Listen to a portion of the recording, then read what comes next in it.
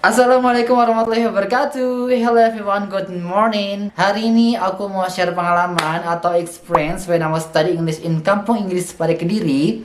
Dan aku bakal kasih banyak banget tips dan info tentang Kampung Inggris dari A sampai Z.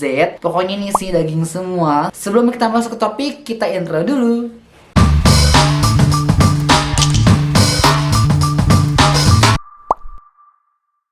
Oke guys, please jangan salah fokus ke ini aku karena kuciran rambut aku lagi hilang gak tau kemana dan rambut aku lagi panjang-panjangnya. So supaya gak keganggu aku pakai ginian. Teman-teman harus nonton banget ini sampai akhir, apalagi buat kamu yang ada planning buat belajar bahasa Inggris ke Kampung Inggris Pare Kediri. Oke, kita langsung masuk aja ke topik.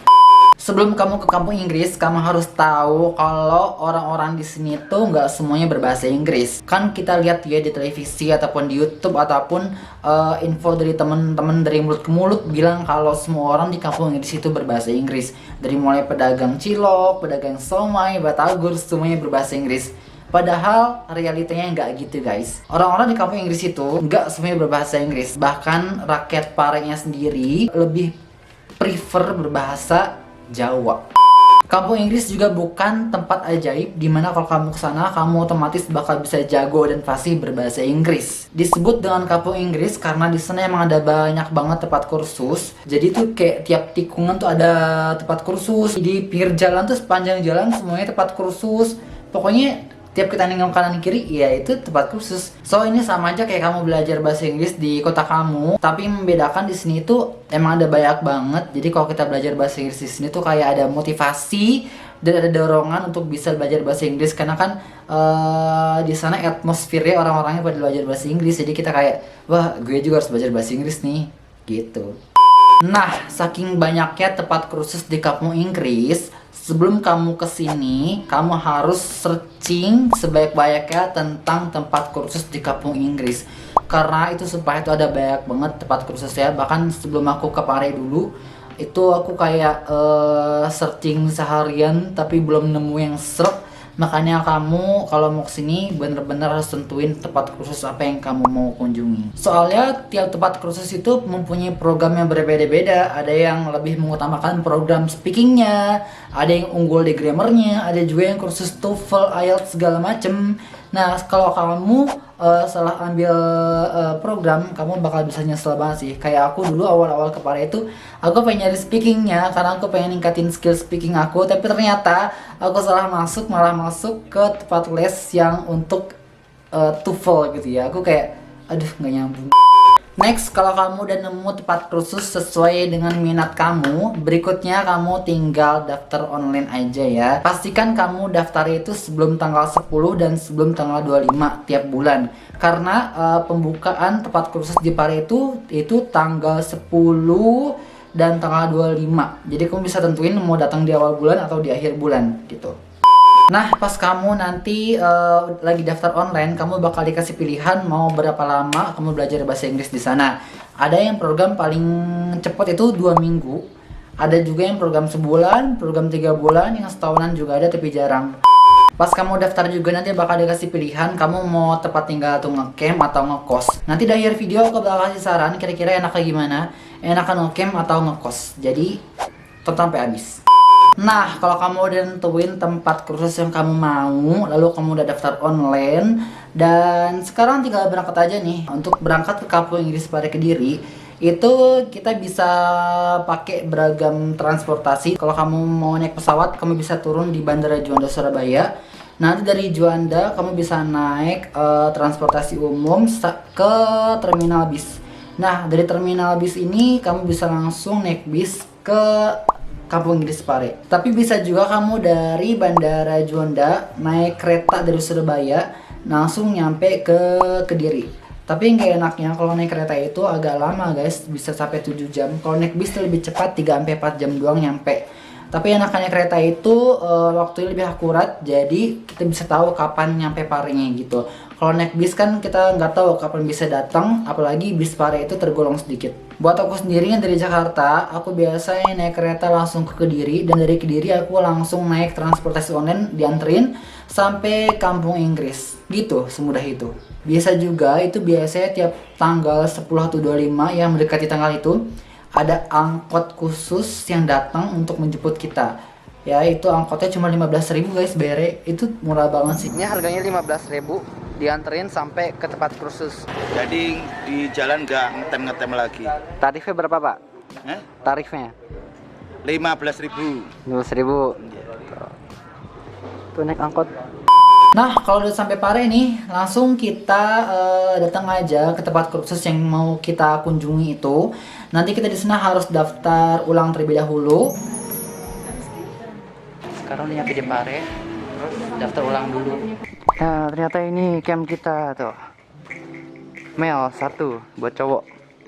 Sebenarnya apa sih bedanya tinggal di camp dan tinggal di kos? Yang ngebedain itu kalau kita tinggal di camp, nanti kita bakal dapat program-program tambahan kayak program speaking harian sama teman-teman di camp gitu. Karena kan camp itu biasanya ada 3 atau 4 kamar. Tiap kamar itu akan terisi 3-5 orang gitu lah ya. Nah, di seharian itu nanti orang-orang di camp itu bakal bikin program kayak program speaking tiap hari. Kalau ada yang langgar selain ngomong bahasa Inggris itu akan kena hukuman. Dan kalau kamu ngambil kos-kosan, keuntungannya menurut aku kita lebih bisa fokus belajar gitu sih. Apalagi buat kamu yang bisanya belajar sendirian. Dan buat kamu yang membutuhkan kenyamanan, itu aku saranin buat ngekos aja sih.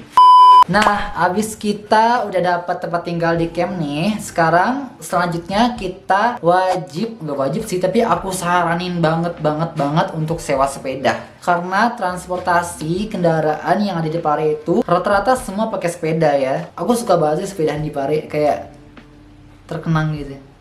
Nah, sekarang aku mau kasih tahu nih info budget yang aku keluarin sama di Pare. Mulai dari biaya kursus, biaya ngekos, biaya makan, sewa sepeda, dan lain-lainnya. Oke, pertama aku bahas dari harga tempat kursus dulu. Ini kan ada banyak tempat kursus, jadi tentu mereka mempunyai harga yang berbeda-beda. Rata-rata sih untuk 2 minggu itu harganya itu Rp500.000. Tapi kalau kamu plus sama ngecamp jadi Rp700.000. Mungkin ada yang lebih mahal, ada juga lebih murah. Yang murah itu contohnya kayak Kresna. Di Kresna ini ada yang program 2 minggu basic itu cuma Rp150.000 doang. Walaupun murah tapi ini kualitasnya nggak jelek dan pengajarannya bagus banget. Berikutnya harga kos-kosan di sini. Kos-kosan di sini juga ada banyak banget bentuknya. Yang pertama ada kosan yang paling murah menurut aku, itu harganya cuma Rp150-200.000 per bulan ya. Nah, karena harganya murah, fasilitas yang kita dapetin juga sesuai dengan harganya. Kayak mungkin tempatnya agak sempit, lalu dindingnya terbuat dari kayu, dan suasananya panas. Nah, buat kamu yang emang pengen menghemat banget, bisa banget cari kos-kosan yang murah. Yang kedua ini level standar. Ini kos-kosan yang harganya itu 300 sampai 600 ribuan. Ini kualitasnya udah dapat dapat kamar yang cukup nyaman, lalu dapat WC di luar, kita juga dapat kipas angin. Pokoknya udah cukup lumayan nyaman lah ya untuk harga segitu sebulan. Nah, yang terakhir ini paling mahal, ada juga yang sebulannya itu bisa nyampe 800 sampai sejutaan. Tapi enaknya di sini dapat fasilitas kayak AC ataupun wifi, dan udah lumayan cukup komplit ya. Dan ada juga yang paling mahal per bulannya itu 2 jutaan. Tapi fasilitas itu lengkap banget guys, kayak di hotel. Kita dapat sarapan pagi, dapat juga AC, dan dapat kolam berenang. Itu pokoknya komplit banget. Bisa tuh kamu nyari kos-kosan di sini. Berapa sebulan, Pak? 2,5 juta. AC, air panas, TV, sarapan. 2,5 juta sebulan tuh udah ada kolam renang, AC, TV, sarapan, komplit semuanya. Mandinya pakai air hangat. Oh, ada air hangat juga ya mandinya. Aku dulu pernah ya tinggal di sini, namanya itu Alfil. Review kamarnya udah pernah aku unboxing di sini. Kamu tonton aja videonya atau di sini. Next, untuk sewa sepeda, di sini sewa sepeda sebulannya kurang lebih 30 sampai 50.000 rupiah. Ini sepeda yang disewain ini yang paling murah itu sepeda ontel, yang sepeda kayak sepeda cewek gitu. Dan biasanya aku nyewa sepeda yang itu sih, karena emang cukup banyak juga orang-orang yang nyewa sepeda seperti itu, baik cowok cewek, banyak juga yang pakai sepeda ontel kayak gitu. Tapi kalau kamu mau sewa sepeda yang ada giginya, yang sepeda keren-keren gitu, kamu bisa sewa itu sekitar 100 ribuan ke atas untuk sebulan sih. Tapi untuk aku pribadi itu nyewa sepeda ontel juga udah cukup banget sih. Alright, this is my Pinky bicycle. Jadi kemarin aku sempat nyewa sepeda, tapi karena yang biru rusak jadi dapat yang pink. But it's okay, yang penting bisa jalan. Berikutnya, biaya makan di sini itu relatif murah-murah banget. Dimulai dari harga 4.000 rupiah. Itu biasa aku 4.000 itu makan pagi udah kenyang banget. Lalu kalau makan siang aku biasanya ke warteg itu bisa ngabisin sampai 8.000 rupiah, itu sepiring besar ya. Tapi kalau kamu anak fancy banget dan anaknya berduit, kamu bisa makan di kafe-kafe yang harganya cukup mahal menurut aku. Di kampung Inggris ternyata kita nggak cuma bisa belajar bahasa Inggris, tapi juga bisa belajar bahasa-bahasa lainnya. Karena di sini ada juga tempat kursus belajar bahasa Mandarin, Jepang, Arab, Korea, Spanyol, Jerman, macam-macam ada banyak banget. Tapi emang mostly kebanyakan tempat kursus di sini tuh tempat untuk belajar bahasa Inggris. Kampung Inggris itu emang kampung, tapi bukan berarti itu kampung banget ya. Di sini juga ada gor. Lalu ada kafe-kafe, ada tempat hangout yang keren-keren, ya pokoknya nggak kampung-kampung banget lah pokoknya. Next, kalau kamu nyari bule di sini ataupun nyari native speaker di kampung Inggris Pare, aku nggak bisa jamin kamu bakal nemu mereka karena itu ada jarang banget. Bahkan aku selama ke Pare nggak pernah melihat bule. So, buat kamu yang mau ke Pare, niatin aja buat belajar bahasa Inggris, bukan untuk ketemu bule. Di kampung Inggris juga ada banyak banget tempat wisata ya guys ya. Yang paling aku suka itu kolam renang karena di sini airnya tuh jernih banget dan alami. Dan kolam renangnya itu ada banyak guys di sini. Nanti bakal aku share deh kira-kira apa aja kolam renangnya di kampung Inggris Pare Kediri. Tiap minggu juga di sini ada CFD-an. Di sini ada open trip yang murah-murah banget, kayak cuma 150.000 itu kita udah bisa ke Bromo, bisa ke Ijen, bisa ke Malang, bisa juga ke Bali guys. Itu cuma 400.000 rupiah doang ke Bali dari Pare. Next, sekarang aku mau kasih rekomendasi tempat kursus bahasa Inggris di Pare yang menurut aku itu recommended. Yang pertamanya ada BEC. BEC ini tempat kursus yang menurut aku lumayan serius ya. Tapi sayangnya di BEC ini ada durasi jangka waktu yang cukup panjang. Bisa sampai tahunan ya belajar bahasa Inggris di sini. Tapi emang bagus ya, ini benar-benar terstruktur dan siswanya itu pakai seragam gitu loh guys. Jadi kayak masuk pesantren tapi belajar bahasa Inggris. Aku belum pernah nyoba di BEC, tapi selama aku di Pare itu kayak sering ngeliat ke BEC gitu, murid-muridnya kayaknya enak buat belajar di sini deh. Gitu. Kamu coba aja deh ke sana. Next, berikutnya ada Mr. Bob. Ini seru banget belajar di sini karena fun. Tutornya juga ini masih muda-muda dan belajar bahasa Inggris bener fun sih menurut aku. So buat teman-teman yang mau belajar bahasa Inggris tapi nggak mau pusing-pusing, bisa ke Mr. Bob. Berikutnya ada Kresna. Nah ini Kresnanya juga aku juga suka banget karena harganya murah banget. Tapi walaupun murah juga ini diajarin bahasa Inggris yang cukup memuaskan karena di sini gak cuma diajarin aksen American English tapi juga British English. Ini tutornya keren banget sih pas lagi ngomong British. Ada The Daffodils. Daffodils ini tempat yang kata teman-teman aku sih cukup lumayan recommended. Sayangnya aku belum nyoba karena waktu itu langsung keburu pulang, jadi aku nggak sempat cobain The Daffodils. The Daffodils ini juga merupakan tempat Skinny Vibes yang pernah viral itu belajar bahasa Inggris di sini atau ditutor di sini ya. Aku nggak tahu pasti ya. Pokoknya dia pernah berkecimpung di Daffodils. Yang terakhir rekomendasi dari aku Titik Nol. Titik Nol ini dia tuh spesialis untuk TOEFL, IELTS segala macam ya. Untuk teman-teman yang mau naikkan skor TOEFL, IELTS dan lain-lainnya itu bisa banget di Titik Nol ini. Titik Nol juga udah kayak banyak banget sih cabang-cabangnya di kampung Inggris Pare. So bisa kamu coba. Nah, sesuai janji aku di awal, sekarang aku mau kasih saran nih buat teman-teman yang mau ke Pare. Saran ini bisa kamu ikutin, bisa juga enggak, tapi menurut aku pribadi saran ini pasti akan bermanfaat banget sih. Pertama-tama, kamu cari tempat kursus dulu, itu sekitar 2 minggu ya durasinya.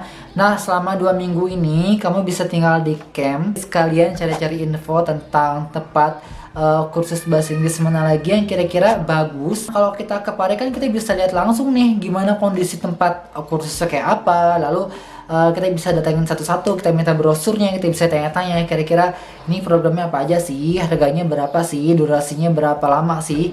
Nah jadi kan kalau kita udah di Pare, kita bisa survei lebih mudah gitu loh daripada survei di online tuh bikin pusing. Aku juga dulu gitu, pertama-tama ke Paris tuh aku coba 2 minggu dulu. 2 minggu aku belajar bahasa Inggris sekalian ngecamp.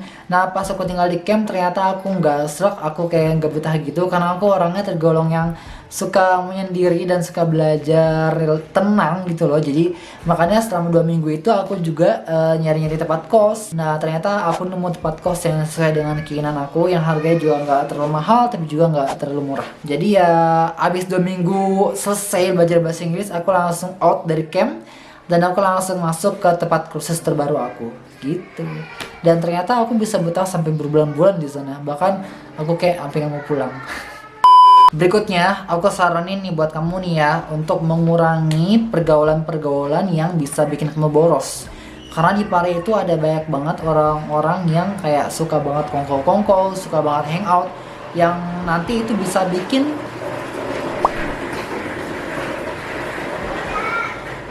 Berikutnya aku saranin buat teman-teman yang mau ke Paris itu untuk cari pergaulan yang sehat, nggak toksik, karena di sini tuh kan para pendatang ya, dan para pendatang itu kan punya kebiasaan yang berbeda-beda. Tapi sejauh yang aku lihat ini, siswa Pare itu banyak banget yang suka hangout, suka kongko-kongko, dan suka main-main di cafe, dimana itu kan bisa, menurut aku nih ya, itu bisa boros banget sih. Sekali beli Thai tea atau beli kopi itu kan secara nggak sadar bisa bikin uang kita menipis. Makanya cari pergaulan tuh yang hemat-hemat aja supaya kita bisa keikutan hemat. Kecuali kalau kamu berduit, anak konglomerat kaya gitu ya, kamu mau ngapain aja terserah. Oke guys, ini aja mungkin tips dan info terkait Kampung Inggris Pare yang bisa aku sampaikan. Semoga video ini bermanfaat. Kalau teman-teman punya pertanyaan silahkan taruh di kolom komentar. Nanti kalau aku tahu jawabannya akan aku jawab. Dan jangan lupa juga teman-teman share video ini, karena siapa tahu di luar sana masih ada banyak banget orang-orang yang butuh banget info tentang Kampung Inggris Pare Kediri ini. Oke deh, kalau gitu sampai di sini aja dulu video kali ini. Thank you so much for watching. I hope you enjoy my videos. Dan sampai jumpa di video berikutnya. Wassalamualaikum warahmatullahi wabarakatuh. Dadah.